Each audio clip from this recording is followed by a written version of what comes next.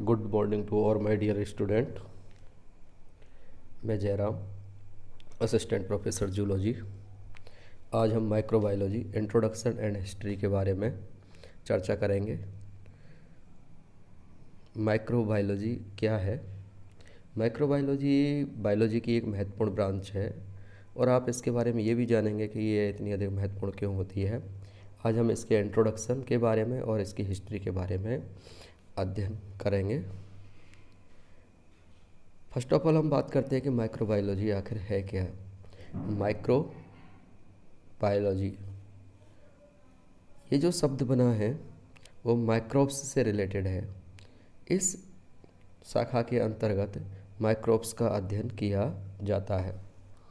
विज्ञान की वह शाखा जिसके अंतर्गत सूक्ष्मजीवों का अध्ययन किया जाता है उसे हम माइक्रोबायोलॉजी के नाम से जानते हैं। इसे हम ये भी कह सकते हैं, यहाँ देखें आप, माइक्रो मीन्स होता है सूक्ष्म, बायो मीन्स होता है लाइफ। तो ये सूक्ष्म लाइफ है या सूक्ष्म जीव बोल सकते हैं हम इसे। माइक्रो मीन्स सूक्ष्म और लोगस मीन्स होता है स्टडी। तो सूक्ष्म जीवों के अध्ययन का विज्ञान या माइक्रोब्स के अध्ययन का जो विज्ञान है उसे हम माइक्रोबायोलॉजी कहते हैं। ये बायोलॉजी की एक महत्वपूर्ण ब्रांच है और इसका दैनिक जीवन में और हम ये कहें कि प्रकृति में और इकोसिस्टम में महत्वपूर्ण योगदान होता है। जनरली ये होता है कि जो हमारी आँखें हैं वो पॉइंट 1 mm से छोटे ऑब्जेक्ट को नहीं देख सकती हैं। इन्हें देखने के लिए सूक्ष्मदर्शी की आवश्यकता होती है। तो ये जो माइक्रोब्स होते हैं ये माइक्रोस्कोपिक लाइफ होती है या लिविंग होते हैं जिनका हम आज यहाँ पे अध्ययन कर रहे हैं। माइक्रोब्स के अंतर्गत generally bacteria, virus, fungus, protozoans and algae include किए गए हैं। इन सभी को हम सूक्ष्मजीवों के अंतर्गत अध्ययन करते हैं जिनका कि दैनिक जीवन में भी बहुत अधिक उपयोग है। बैक्टीरिया के बारे में आप सभी जानते ही हैं। बैक्टीरिया जो कि प्रोकैरियोटिक सेल्स है, जो ये काफ़ी छोटे जीव होते हैं जिन्हें हम अपनी नग्न आँखों से नहीं देख सकते हैं। वायरस है जिन्हें हम लिविंग एंड नॉन लिविंग के मध्य की योजक कड़ी के नाम से और कनेक्टिंग लिंक्स के नाम से भी जानते हैं, उनका भी इसी के अंतर्गत अध्ययन किया जाता है। फंगस, ये आपने देखा ही होगा कि बरसात के दिनों में, रेनी सीजन में, और जो रोटी बच जाती है रोटी पे या फिर डबल ब्रेड पे जो काली सी फफूंद सी लगती है वो सभी का अध्ययन हम इसके अंतर्गत करेंगे। एक प्रोटोजोअन्स हैं। प्रोटोजोअन्स एक कोष के जीव होते हैं, यूकेरियोटिक जीव हैं, इनका भी अध्ययन हम इसके अंतर्गत करते हैं। और एल्गी, ये सभी माइक्रोबायोलॉजी के अंतर्गत सम्मिलित हैं। तो विज्ञान की ये जो ब्रांच है काफ़ी महत्वपूर्ण है और इसके अंतर्गत हम सूक्ष्म जीवों का अध्ययन करते हैं। तो सूक्ष्म जीवों के अध्ययन के विज्ञान की जो शाखा है उसे हम माइक्रोबायोलॉजी के नाम से जानते हैं। इस क्षेत्र में जो महत्वपूर्ण कार्य किए हैं एबी ल्यूवियनहॉक, इनका नाम बड़े ही आदर के साथ लिया जाता है, एंटोनी वॉन ल्यूवियनहॉक, जिन्हें हम फादर ऑफ माइक्रोबायोलॉजी के नाम से भी जानते हैं। माइक्रोबायोलॉजी का पितामह या पिता कह सकते हैं हम इसे, जिसका जो जनक है वो एबी ल्यूवियनहॉक है। इन्होंने ही सर्वप्रथम लिविंग कोशिका को देखा था और इन्होंने जनरली क्या है कि ये जो माइक्रोस्कोप है वो इन्होंने बनाए थे। आगे इसके बारे में और हम विस्तार से बताएंगे आपको, इनके बारे में अलग से इनके वर्क के बारे में दे रखा है। तो ये क्या है कि एक डच कपड़े के व्यापारी या इन्हें हम वैज्ञानिक कहें, तो इन्होंने क्या है कि सर्वप्रथम माइक्रोस्कोप का आविष्कार किया था और इसी कारण ये सूक्ष्म कोशिकाओं को देख पाए और इन्होंने ही लिविंग कोशिका को देखा था। वास्तव में इन्होंने प्रोटोजोअन्स सेल, कि बैक्टीरिया को जो कोशिका है उसको और जो स्पर्म सेल है उसको सर्वप्रथम इन्होंने ही देखा था। लुई पास्चर का भी इस क्षेत्र में बहुत बड़ा योगदान रहा है। लुई पास्चर, जिनको आप जानते हैं रेबीज वैक्सीन के नाम से, कि इन्होंने रेबीज वैक्सीन का निर्माण किया था और उसी का सफल परीक्षण भी किया था। इन्हें फादर ऑफ इंडस्ट्रियल माइक्रोबायोलॉजी के रूप में जाना जाता है। इंडस्ट्रियल विकास में इनका महत्वपूर्ण योगदान है। रॉबर्ट कोच, जिन्हें फादर ऑफ मेडिसिनल बायोलॉजी के नाम से जाना जाता है, चिकित्सा के क्षेत्र में रॉबर्ट कोच का बहुत बड़ा योगदान है। तो ये कुछ माइक्रोबायोलॉजी के बारे में प्रारंभिक इंट्रोडक्शन है कि सूक्ष्म जीवों का जो अध्ययन का जो विज्ञान है उसे हम माइक्रोबायोलॉजी कहते हैं, जिसके अंतर्गत हम बैक्टीरिया, वायरस, फंगस, एल्गी और प्रोटोजोन्स का अध्ययन करते हैं, जो कि सूक्ष्म जीव हैं, 0.1 mm से कम आकार के होते हैं, आमाप के होते हैं तथा साइज के होते हैं। उनका हम सूक्ष्मदर्शी के द्वारा अध्ययन करते हैं। ये जो सूक्ष्म जीव हैं वो कॉस्मोपॉलिसन है, अर्थात सर्वव्यापी हैं, सभी जगह व्याप्त हैं, जल, थल, नभ सभी क्षेत्रों में ये पाए जाते हैं। माइक्रोब्स, अब हम बात करते हैं माइक्रोब्स की, तो इनकी स्टडी हम क्यों कर रहे हैं, क्या वास्तव में ये हमारे लिए बहुत अधिक यूजफुल हैं। अभी आप देखोगे इनके यूजफुलनेस के बारे में, तब आप अंदाज़ लगाओगे कि वास्तव में इनके बिना जीवन अधूरा है और इनका हमारे डेली लाइफ में और प्रकृति के निर्माण में और प्रकृति के संचालन में महत्वपूर्ण योगदान है। फर्स्ट ऑफ ऑल हम इसका ये देख लेते हैं कि जो माइक्रोब्स है, हमारे मन में सीधे ही आता है कि जो सूक्ष्म जीव वगैरह होते हैं जैसे बैक्टीरिया, वायरस वगैरह है, तो ये सीधे क्या है कि हार्मफुल इफेक्ट के बारे में बात आती है कि जो इकोनॉमिक इम्पोर्टेंस हम इनका देखते हैं कि ये क्या करते हैं कि जो मनुष्य तथा अन्य जो लिविंग एनिमल्स हैं उनमें बहुत सारे रोग उत्पन्न कर देते हैं। माइक्रोब्स एज हार्मफुल के रूप में, हानिकारक के रूप में। तो ये क्या करते हैं, मैन के अलावा हम ये कहेंगे कि जो ह्यूमन बींग्स है या अदर एनिमल्स हैं उन सभी में ये बहुत सारे रोग उत्पन्न करते हैं। जैसे आपने नाम सुना होगा बैक्टीरिया जनित बहुत सारे डिजीज हैं, बैक्टीरियल डिजीज हैं, वायरल डिजीज हैं, प्रोटोजोन्स डिजीज हैं और हेलमिंथेस जनित डिजीज भी हैं, वो इसके अंतर्गत हम अध्ययन नहीं करेंगे उनका, पर यहाँ पर बैक्टीरिया और वायरस महत्वपूर्ण है और इसके अलावा फंगल डिजीज भी होती हैं। जैसे आपने नाम सुना ही होगा, टेटेनस है, डिप्थीरिया है, एड्स का नाम काफ़ी चर्चित है, बहुत सारी डिजीज़ हैं, मीजल्स, मम्स, खसरा, ये सभी डिजीज़ हैं, या रेबीज वायरस वगैरह है, पोलियो जिसके कारण पोलियो होता है। तो ये सभी डिजीज़ माइक्रोब्स के द्वारा होती हैं। इसके साथ साथ ये डिजीज़ उत्पन्न करते हैं, बट इसके साथ साथ ये अगर यदि हम दूसरी तरफ देखें तो इनका बेनिफिशियल भी बहुत अधिक अर्थात ये बहुत अधिक उपयोगी भी होते हैं। यदि हम इनको एज ए यूजफुल की तरह देखें कि इनका प्रकृति में क्या योगदान है, यूजफुल फॉर ह्यूमन वेलफेयर के लिए क्या उपयोग है, तो ये क्या है, फूड प्रोसेसिंग में खाद्य पदार्थों के संसाधन में इनका महत्वपूर्ण रोल है। बेवरेज प्रोडक्शन में, जैसे जो पेय पदार्थ होते हैं एल्कोहल के, इंडस्ट्रियल उत्पादन में इसका बहुत बड़ा योगदान है। एल्कोहल का जो औद्योगिक उत्पादन किया जाता है वो ईस्ट के किण्वन से किया जाता है। तो बेवरेज प्रोडक्शन में इसका जो ईस्ट का योगदान है वो काफ़ी महत्वपूर्ण हो जाता है। फूड प्रोसेसिंग में आप देखते हैं कि जैसे दूध से दही बन रहा है, या जितने भी जो डेयरी उद्योग हैं उन सभी में इनका बहुत बड़ा योगदान है। आप दही रोज़ाना खाते ही होंगे, बहुत से लोग खाते हैं। दही में विटामिन B12 भी पाया जाता है, वो इसी के कारण होता है कि उसका फर्मेंटेशन हो जाता है। तो माइक्रोब्स क्या करते हैं कि दूध को दही में बदल रहे हैं, तो डेयरी प्रोडक्ट के उत्पादन में इसका बहुत बड़ा योगदान हो गया। एक अचारों के निर्माण में, अचारों में भी इसका योगदान है। और जो महत्वपूर्ण योगदान है इनका एंटीबायोटिक के प्रोडक्शन में, सर्वप्रथम फ्लेमिंग ने पेनिसिलियम नोटेटम, एक कवक है, उससे पेनिसिलिन का निर्माण किया था जो एक एंटीबायोटिक है। तो एंटीबायोटिक के उत्पादन में माइक्रोब्स का बहुत बड़ा योगदान है। एंटीबायोटिक्स विभिन्न प्रकार के खोजे गए हैं, जैसे आपने नाम सुना ही होगा, पेनिसिलिन है, क्लोरामफेनिकोल है, कैनामाइसिन है, ये सभी टेट्रासाइक्लिन है, ये सभी एंटीबायोटिक होते हैं। इसके साथ साथ वैक्सीन उत्पादन में, विटामिन्स के निर्माण में और एंजाइम प्रोडक्शन में इनका महत्वपूर्ण योगदान रहा है। इसके साथ साथ ये जो मेटल रिकवरी है उसमें भी इनका बहुत बड़ा योगदान है। लेदर इंडस्ट्री में इनका बहुत बड़ा योगदान है। वेस्ट वाटर ट्रीटमेंट की बात करते हैं तो इसका बहुत बड़ा योगदान है। और एक सबसे बड़ी बात यदि हम बात करते हैं आपने खाद्य श्रृंखला के बारे में पढ़ा होगा।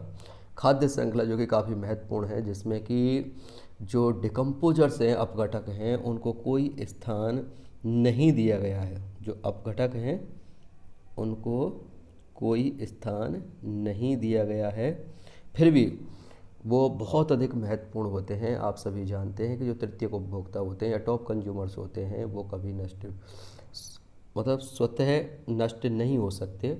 वो जब मर जाते हैं तो इन्हें अकार्बनिक तत्वों में तोड़ने का काम यही डिकम्पोजर्स करते हैं या अपघटक करते हैं। और अपघटक में जो मेनली इंक्लूड हैं वो हैं बैक्टीरिया एंड फंगस।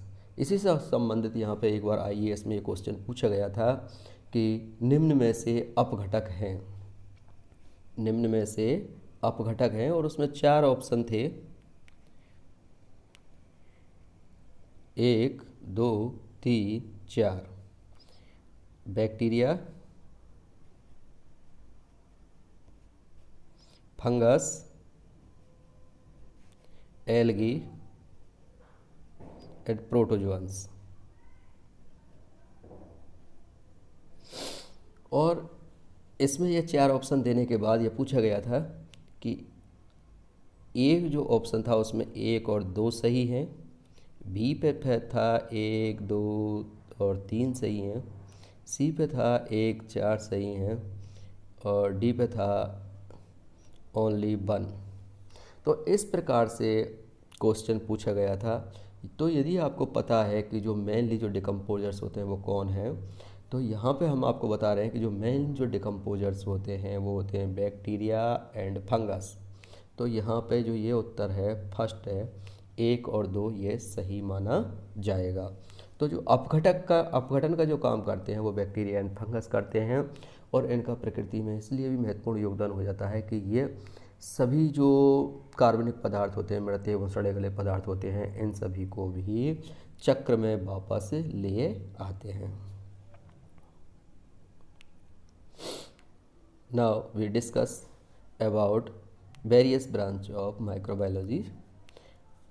अब हम माइक्रोबायोलॉजी की विभिन्न ब्रांच के बारे में बात करेंगे। फर्स्ट है मेडिकल माइक्रोबायोलॉजी। मेडिकल के क्षेत्र में माइक्रोबायोलॉजी का योगदान क्या रहा है? मेडिकल के क्षेत्र में विभिन्न प्रकार के वैक्सीन वगैरह बनाए गए हैं, एंटीबायोटिक्स वगैरह बनाए गए हैं, डिजीज के बारे में पता लगाया गया है, उन सभी का यहाँ पर अध्ययन किया जाता है। फूड सेकंड है, फूड एंड डेयरी माइक्रोबायोलॉजी है। इसके अंतर्गत जो डेयरी प्रोडक्ट होते हैं, डेयरी प्रोडक्ट किस तरह से उनका निर्माण किया जाता है, उनका सूक्ष्मजीवों का इस क्षेत्र में क्या योगदान है। इसके साथ साथ फूड वगैरह के प्रोसेसिंग वगैरह, फूड प्रोसेसिंग में सूक्ष्मजीवों का क्या योगदान है, उस सब का इसके अंतर्गत अध्ययन किया जाता है। इंडस्ट्रियल माइक्रोबायोलॉजी के अंतर्गत इस ब्रांच के अंतर्गत बेवरेज जो उत्पादन होते हैं, विशेषकर जो पेय पदार्थ हैं जिसमें अल्कोहल आता है, उसका अध्ययन किया जाता है कि अल्कोहल को ईस्ट वगैरह के कंडन से किस प्रकार से बनाया जाता है या माइक्रोब्स के उपयोग से किस प्रकार से बनाया जाता है। एंड फोर्थ है इसमें water and waste water microbiology, water and waste water microbiology. इसके अंतर्गत हम जो वेस्ट वाटर है उसका ट्रीटमेंट किस प्रकार से सूक्ष्मजीवों द्वारा किया जा सकता है, उसका अध्ययन किया जाता है। आपने देखा वो जो सीवेज वाटर है, सीवेज जिसे हम बाहित मल के नाम से जानते हैं। अब बात ये आती है बाहित मल क्या है, तो घरों से निकला हुआ जो मल है, घरों से निकला हुआ जो बेकार जो वेस्ट वाटर होता है, जिसके साथ साथ किचन से और बहुत सारे मटेरियल्स उसमें जाते हैं, और इसके अलावा जो गटर्स होती हैं उनसे जो पानी मिलके नालियों में बहता है उसे हम बाहित मल के नाम से जानते हैं, जो कि बहुत अधिक प्रदूषित होता है। उसके ट्रीटमेंट में भी उसका योगदान है। इस ब्रांच के अंतर्गत उसका हम अध्ययन करते हैं। फिफ्थ है इसमें सॉयल एंड एग्रीकल्चर माइक्रोबायोलॉजी। इसके अंतर्गत हम सॉइल को किस प्रकार से अपरदन से बचा सकते हैं और किस प्रकार से इसका उत्पादन अधिक इसे उत्पादक बना सकते हैं। कुछ इस प्रकार के सूक्ष्म जीव हैं जो कि सॉइल की उर्वरा क्षमता को बढ़ाते हैं, उनका अध्ययन इसके अंतर्गत किया जाता है। जैसे साइनोबैक्टीरिया वगैरह हैं बहुत से, जो कि एनाविना है, नोस्टॉक है, एजिटोबैक्टर है। इसके अलावा क्लोस्ट्रीडियम है। क्लोस्ट्रीडियम और एजिटोबैक्टर जो बैक्टीरिया हैं, ये भी क्या करते हैं, नाइट्रोजन फिक्सेशन का काम करते हैं और सॉइल की उर्वरा शक्ति को बढ़ाते हैं। तो इनका अध्ययन इसके अंतर्गत किया जाता है। तो ये वेरियस ब्रांच है माइक्रोबायोलॉजी की, जिस पे एप्लीकेशंस के आधार पे हैं, जिनका हम आगे अध्ययन करेंगे। तो मेडिकल के क्षेत्र में इसका बहुत बड़ा योगदान है, माइक्रोब्स का, फूड एंड डेयरी प्रोडक्ट में, industrial, water and waste water, soil and agriculture.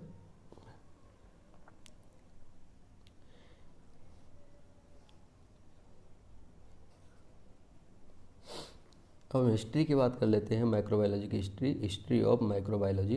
तो सूक्ष्म जीवों का जो इतिहास है वो काफ़ी पुराना है। सूक्ष्म जीवों की जो जैव रासायनिक जो क्रियाएं हैं, उनका काफ़ी पुराने समय से उपयोग होता चला आ रहा है।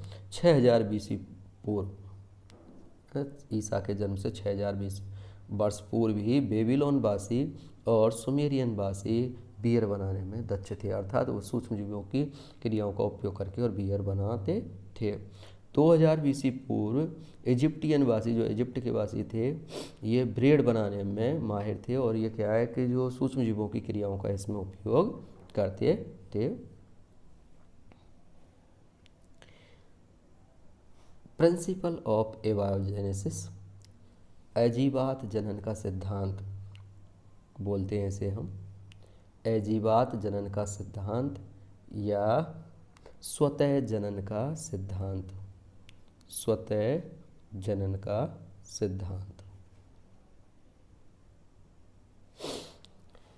अब ये क्या कहता है, प्रिंसिपल ऑफ एबायोजेनेसिस, इस सिद्धांत के अनुसार जीवन की जो उत्पत्ति होती है पृथ्वी पर, वो स्वतः ही निर्जीव पदार्थों से, जैसे सॉइल से, मिट्टी से या कचरे से, मिट्टी से, कचरे से स्वतः ही हुई है। स्वतः जनन का सिद्धांत, नाम से ही है, स्वतः मतलब स्वतः ही। तो इस सिद्धांत के अनुसार पृथ्वी पर जो जीवन की उत्पत्ति हुई है या जीवों की जो उत्पत्ति हुई है, स्वतः ही निर्जीव पदार्थों से हुई है। निर्जीव पदार्थ जैसे मिट्टी है, या हम बात करते हैं कि कचरा है, या सड़े हुआ अनाज है, उनसे स्वतः ही उत्पन्न होती है। इस मत के बारे में अरस्तु, सैमसन और जो बाइबल भी ये कहता है।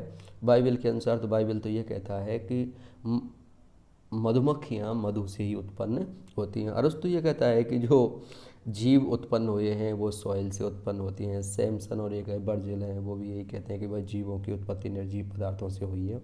और इस मत के जो मुख्य समर्थक हैं वो हैं वॉन हेलमोंट। वो इस मत को बहुत अधिक समर्थन देते हैं। वो ये कहते हैं कि भाई वास्तव में जीवों की जो उत्पत्ति हुई है वो स्वतः हुई है। लेकिन यहाँ एक पेच है कि this principle criticize by Redi, Spallanzani and Louis Pasteur. इस मत का भी रेडी ने, स्प्लेंजनी एंड लुइस पास्चर ने इसका मत का खंडन किया है। उन्होंने प्रयोगों द्वारा यह सिद्ध किया कि वास्तव में जीव निर्जीव पदार्थों से स्वतः उत्पन्न नहीं होते हैं। आगे इसकी विस्तार से चर्चा करेंगे। लुई पास्चर जो कि काफ़ी महत्वपूर्ण नाम है, इन्होंने अपना जीवन पूरा विज्ञान के लिए समर्पित कर दिया। और हम ये कहें कि इंडस्ट्रियल क्षेत्र में इन्होंने जो भी समस्याएं थी उन्हें सुलझाने में अपना जीवन लगा दिया। इन्होंने जो सिल्क वर्म है, सिल्क वर्म जिसे हम रेशम कीट के नाम से जानते हैं, रेशम कीट, काफ़ी नाम सुना होगा आपने, रेशमी वस्त्र वगैरह भी पहने होंगे। तो जो रेशम कीट है उसमें एक रोग होता है जिसका नाम है पेब्रिन। इसके कारणों का उन्होंने पता लगाया। प्रारंभ में क्या था कि इस रेशम कीट में पेब्रिन नामक रोग लगने के कारण और सिल्क उत्पादन में बहुत ज़्यादा गिरावट देखी गई। तो लुई पास्चर ने उसके कारणों का पता लगाया और उसका निदान का भी पूरे प्रयास किए।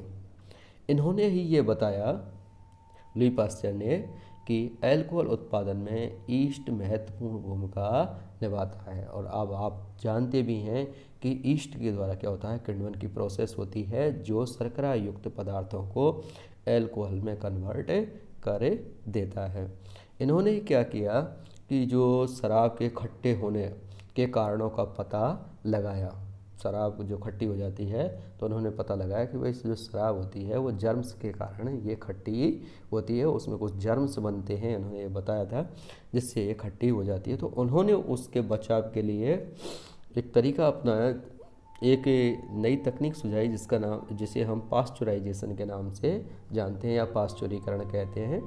इसके अंतर्गत क्या किया जाता है कि जो पेय पदार्थ होते हैं या जैसे एल्कोहल है उससे 50 से 55 डिग्री सेंटीग्रेड तापमान पर गर्म किया जाता है और उसके बाद उसे वायुरोधी पैकिंग कर दी जाती है, जिससे उसमें जर्म्स वगैरह उत्पन्न नहीं होते हैं और उसे लंबे समय तक सुरक्षित रखा जा सकता है। इस प्रोसेस को हम पास्चुराइजेशन के नाम से जानते हैं।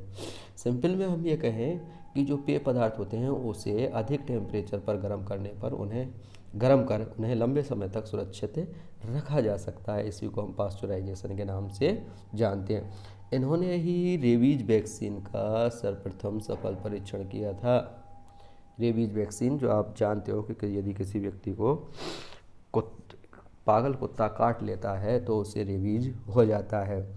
उसके लिए आजकल पहले तो 5 इंजेक्शन लगते थे जो नाभि के पास लगते थे, लेकिन आजकल एक ही काफ़ी महंगा इंजेक्शन इस तरह का बन गए हैं। लेकिन प्रारंभ में इन्होंने एक निश्चित समय अंतराल बाद एक जो बालक इनके पास आया उसे रेबीज़ के इंजेक्शन लगाए थे और उससे वो इम्यूनाइज भी हो चुका था।